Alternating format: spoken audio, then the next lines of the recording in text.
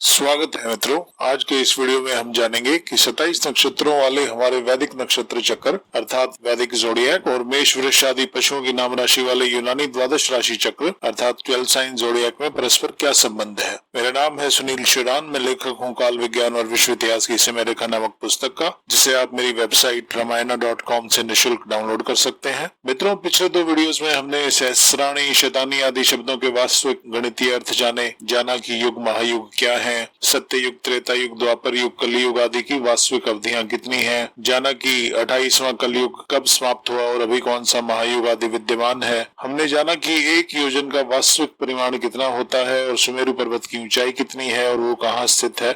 यदि यह सभी आप नहीं जानते तो इससे पहले के 2 वीडियो भी अवश्य देख लें। चलिए मूल विषय पर लौटते हैं और जानते हैं कि कृत्तिका नक्षत्र से आरंभ होने वाले हमारे वैदिक नक्षत्र चक्र और यूनानी द्वादश राशि चक्र में परस्पर क्या संबंध है।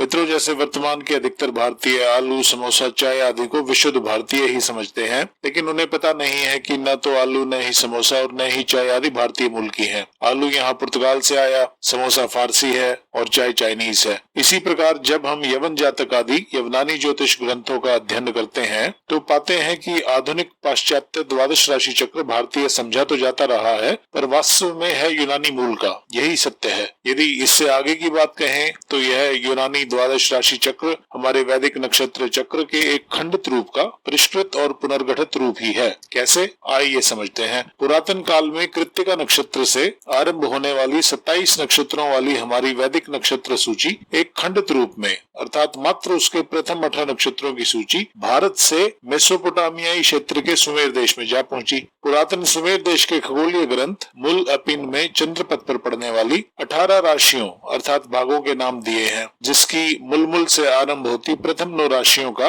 कृत्तिका से आरंभ होते प्रथम 9 वैदिक नक्षत्रों के साथ सीधा सीधा तालमेल है, जैसा आप स्वयं देख सकते हैं। तो यदि 18 राशियों वाले सुमेरी राशि चक्र की प्रथम 9 राशियां वैदिक नक्षत्र चक्र के प्रथम 9 नक्षत्रों अर्थात मात्र 120 डिग्री के बराबर थी, तो इसकी शेष 9 राशियां बचे हुए 240 डिग्री के बराबर किस प्रकार होंगी। इससे स्पष्ट होता है कि सुमेरी खगोल ग्रंथ मूल अपिन एक आधे अधूरे ज्ञान का ग्रंथ था, जिसमें 9 राशियों का अभाव था और जिन्हें 18 में जोड़ने पर पूरी 27 राशियां हो जाती हैं, जो स्पष्टतया 27 वैदिक नक्षत्र ही हैं और कुछ नहीं। पर वैदिक नक्षत्र सूची यहाँ एक खंडित रूप में क्यों कैसे पहुंची यह ज्ञात नहीं है। मेरे अनुमान से या तो भारतीय ब्राह्मण मलेच्छों और असुरों को पूरा ज्ञान नहीं देना चाहते थे, इसलिए उन्होंने अंतिम त्रिभाग नहीं बताया, या फिर ऐसा भी हो सकता है कि कहीं रास्ते में यह त्रिभाग नष्ट हो गया हो, लाइक डैमेज इन ट्रांजिट। खैर, कालांतर में सुमेर से उनकी 18 राशियां पड़ोसी देश बेबीलोन पहुंची, पर बेबीलोन वासियों ने इन 18 राशियों का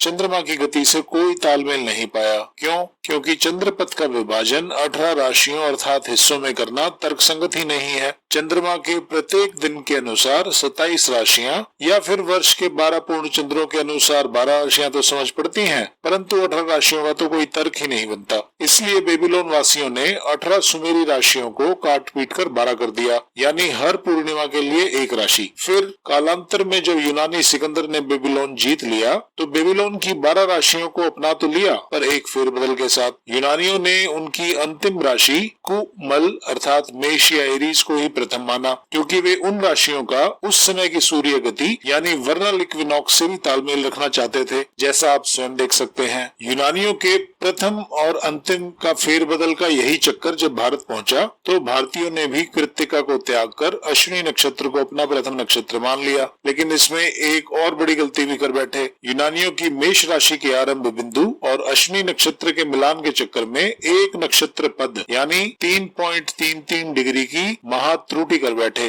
कितनी बड़ी मूर्खता थी। मुख्य नक्षत्र चक्र में ही जब हम एक नक्षत्र पद की गलती करके बैठे हैं तो कुछ सेकंडों के अंतराल से बदलने वाले डिविजनल होरोस्कोप्स या नाड़ी ज्योतिष किस प्रकार सही हो सकते हैं। तो इस प्रकार हमें ज्ञान होता है कि यह यूनानी द्वादश राशि चक्र हमारे मूल वैदिक नक्षत्र चक्र के एक खंडित रूप का परिष्कृत और पुनर्गठित रूप ही है, जो महाभारत युद्ध के पूर्ण 500 वर्ष बाद अंततः 327 ईसा पूर्व में सिकंदर के साथ भारत भूमि की दहलीज पर पहुंचा था। क्योंकि वर्तमान भारतीय ज्योतिष भारतीय यवन और यूनानी ज्योतिष का एक सम्मिश्रण है, इसकी ऐतिहासिक पृष्ठभूमि जान लेना अति आवश्यक है। तो आइए यवनों और यूनानियों का परस्पर संबंध जान लेते हैं। मित्रों, पुरातन काल में वैदिक वर्ण व्यवस्था से बहिष्कृत होकर आर्यावर्त की पाश्चात्य सीमा पर सिंध क्षेत्र में निवास करने वाला एक क्षत्रिय कुल यवन जनजाति कहलाया। जैसा पुराणों में भी वर्णन है कि चंद्रवंशी सम्राट ययाति के निष्कासित पुत्र तुर्वसु ही यवन जनजाति के मूल पुरुष हैं। सम्राट ययाति ने अपने सबसे छोटे पुत्र पुरु की पितृ भक्ति से प्रसन्न होकर उन्हें चंद्रवंश का सम्राट बनाया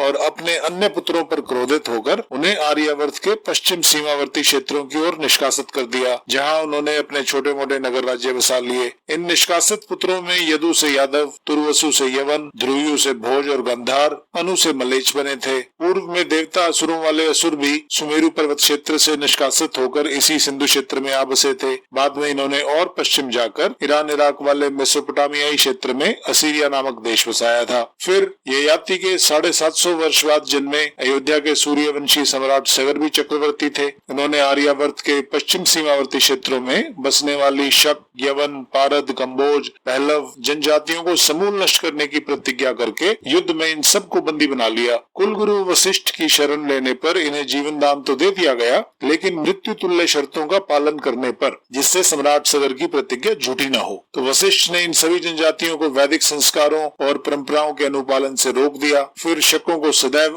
अर्धमुंडित यानी अर्धशिर रहना बताया, यवनों और कंबोजों को सदैव पूर्ण मुंडित यानी सर्वशिर रहना बताया, पारदों को सदैव बिना केश यानी मुक्त केश रहना बताया और पहलवों को सदैव पूर्ण दाढ़ी मूछ संग यानी समश्रु धारणा रहना बताया। जिस आर्मेनिया देश के प्रवासी 90 ईसा पूर्व में इंग्लैंड बसाकर अंग्रेज कहलाए, उसका प्रथम राजा ओरोंतोस वन, जो 636 ईसा पूर्व में हुआ था, बालिक, बल्ख या बक्ट्रिया का एक अर्धशिर यानी आर्धशिरस था। इस प्रकार समय समय पर आर्यों की वैदिक वर्ण व्यवस्था और आर्यावर्त से निष्कासित सभी जनजातियां आर्यावर्त के पश्चिम सीमावर्ती सिंधु क्षेत्र में और दक्षिण सीमावर्ती पाताल लोक में बसती रही। दक्षिण सीमावर्ती पाताल लोक विंध्याचल के दक्षिण का हिस्सा है। यही सब जातियां यवन, मलेच, शक, पारद, कंबोज, पहलव और नागादि कहलाई। यह ध्यान रहे कि उस समय आर्यावर्त में दो ही मुख्य सत्ता केंद्र होते थे, एक सूर्यवंशी अयोध्या और दूसरा चंद्रवंशी प्रतिष्ठान यानी आज का प्रयागराज, और वर्तमान का दिल्ली क्षेत्र भी इन दोनों सत्ता केंद्रों के उत्तर पश्चिम में ही पड़ता था। फिर यवनों के कुछ वंशजों ने पश्चिमवर्ती निकास कर ग्रीस अर्थात यूनान बसाया और यूनानी कहलाने लगे। बहुत बाद में 327 ईसा पूर्व में सिकंदर अर्थात अलेक्जेंडर के साथ सिंधु नदी तक लड़ने आए अनेक यूनानी भी इन्हीं शक और यवन क्षेत्रों में बस गए। यहाँ की मूल यवन जनजाति से इनका भेद दर्शाने के लिए ही ये यूनानी यौन कहलाए, क्योंकि सिकंदर के पूर्व भारतीय साहित्य में यौन शब्द का कोई उल्लेख नहीं है। फिर कुछ काल बाद ये दोनों जनजातियां यवन और यौन अर्थात यूनानी संयुक्त रूप से मात्र यवन कही जाने लगी। इसलिए आर्यावर्त की मूल यवन जाति ही यूनानियों अर्थात योनों की पूर्वज थी। परंतु हमें पढ़ाया उल्टा जाता है कि यवन यूनान से आए थे और उन्होंने हमें ज्योतिष सिखाया। तो मित्रों, ये यवन, शक, हूण आदि संस्कृत, प्राकृत, यूनानी, यवनानी जैसी अनेक भाषाओं के ज्ञाता भी थे, जैसा इनकी द्विभाषी मुद्राओं से भी स्पष्ट होता है। मिनेंद्र 2 जो 90 ईसा पूर्व में हुए, उनकी एक राजमुद्रा पर एक और यूनानी लेख उत्कीर्ण है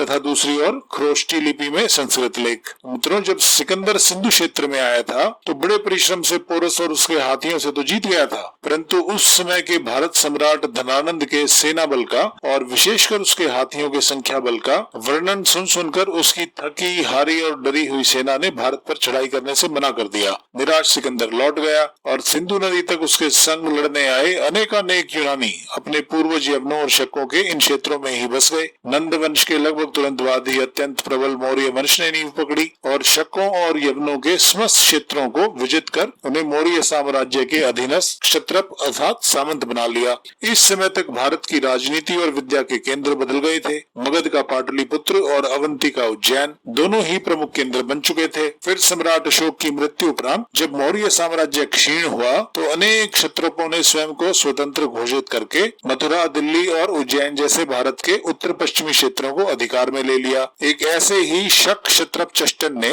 अंतिम कर्ण शासक सुशर्मा से उज्जैन को जीतकर वहां अपना संवत चलाया, जिसे हम 78 ईस्वी वाला शक संवत या शक काल के नाम से जानते हैं। कुछ लोग अज्ञानवश इसे शालिवाहन संवत नाम से प्रतिपादित करते हैं, जो सर्वथा असत्य है। चष्टन के साम्राज्य का टोलमी ने इंडोस्किथिया कहा है। यह पश्चिम में सिंधु नदी के मुहाने से लेकर पूर्व में उज्जैन तक फैला था। उज्जैन विजय पश्चात यूनानी द्वादश राशि चक्र और ज्योतिष सिद्धांत आदि यवनों द्वारा यूनानी ग्रंथों के संस्कृत रूपांतरण के अवतार में उज्जैन सहित भारत के पश्चिमी भूभाग में फैलने लगे। अगले 300 वर्षों तक उज्जैन शकों और यवनों के अधिकार में रहा। फिर लगभग 380 ईस्वी में चंद्रगुप्त II अर्थात कल्कि अवतार ने जैन और मथुरा सहित भारत के इन सभी भीतरी भूभागों से यवनों और शकों को खदेड़कर भारत भूमि को विदेशियों से मुक्त किया। इसके लगभग 200 वर्ष बाद 594 ईस्वी में उज्जैन एक बार फिर 4 वर्षों के लिए शकों के हाथ में चला गया, जिसे विक्रमादित्य II अर्थात दिग्विजयी सम्राट हर्षवर्धन ने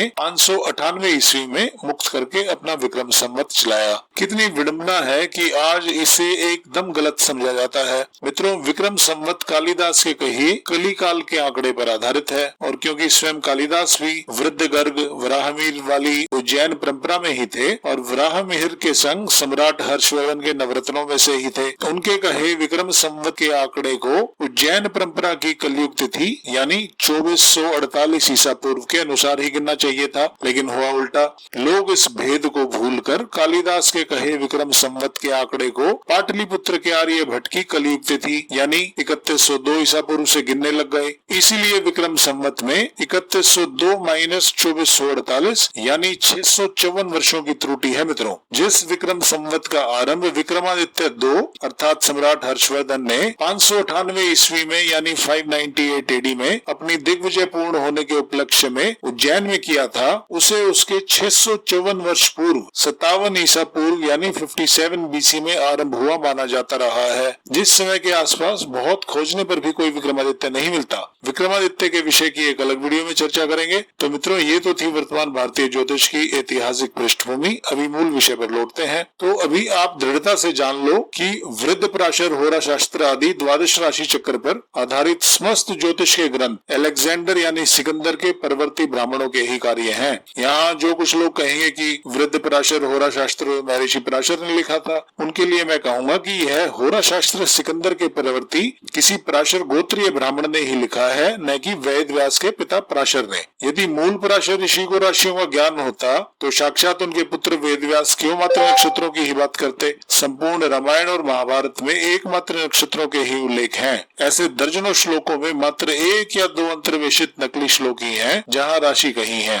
इसलिए द्वादश राशि चक्र पर आधारित उत्तर भारतीय और दक्षिण भारतीय कुंडलियों का वैदिक ज्योतिष से कुछ लेना देना नहीं है। वास्तविक वैदिक ज्योतिष में मात्र नक्षत्रों का उपयोग है, जिनके विश्लेषण की एकमात्र उचित प्रणाली सर्वतोभद्र चक्र ही है। 2000 वर्ष पूर्व जब यह यूनानी द्वादश राशि चक्र भारत आकर वैदिक नक्षत्र प्रणाली में सुमिश्रित हुआ तो इसमें दशाएं और दृष्टियां भी जुड़ गई, जिससे ज्योतिष का एक अलग अनूठा स्वरूप हो गया। जैमिनी पद्धति, कृष्ण मूर्ति पद्धति, लाल किताब जैसी अनेक देशी पद्धतियों द्वारा इसका खूब विकास भी हुआ है। इसलिए इसे राशि ज्योतिष तो अवश्य कह सकते हैं, परंतु यह सब वैदिक ज्योतिष कतई नहीं है। ज्योतिषी लोग अज्ञानवश ही इस राशि ज्योतिष को वैदिक ज्योतिष बताते फिरते हैं। इसलिए वैदिक ग्रंथों में जो सभी ग्रह नक्षत्र अवस्थितियां सर्वतोभद्र चक्र के अनुसार ही कही गई हों, उनका मिलान यूनानी मूल वाले द्वादश राशि चक्र पर करना सरासर मूर्खता है, क्योंकि ऐसा उठफुटांग मिलान तो कभी हो ही नहीं सकता। यह वैसा ही है जैसा कोई किसी चकोरमुखी चाबी को